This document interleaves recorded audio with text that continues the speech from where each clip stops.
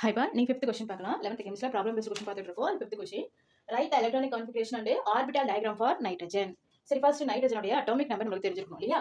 Nitrogen atomic number என்னப்பா 7 இல்லைங்களா? So electronic configuration எழுதுமா 1s 2s 2p. இது போதும்னு நினைக்கிறேன். இப்போ எஸ் எத்தனை எலக்ட்ரான் ஃபில் பண்ணலாம்? 2. இந்த எஸ்ல 2. ஆல்ரெடி உங்களுக்கு தெரியும் எஸ்ல 2 ஃபில் பண்ணணும், பில 6, டில 10, எஃப்ல 14. இது வரைக்கும் எலக்ட்ரான் நம்ம ஃபில் பண்ணிக்கலாம் தெரியும். சரி, இப்போ இந்த எஸ்ல 2 கொடுத்துறீங்க, இந்த எஸ்ல 2 கொடுத்துறீங்க. இப்போ 7ல 4 போயிடுச்சுன்னா ரிமைனிங் 3.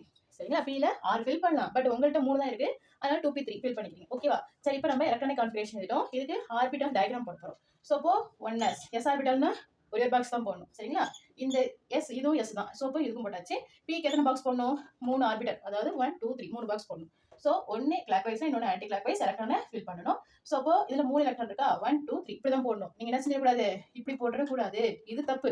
எலக்ட்ரானை ஃபில் பண்ணுறப்போ ரூல்ஸ் படிச்சிருப்பீங்க இல்லையா? ஸோ இப்போ என்ன செய்யணும், இப்படி தான் நம்ம ஃபில் பண்ணி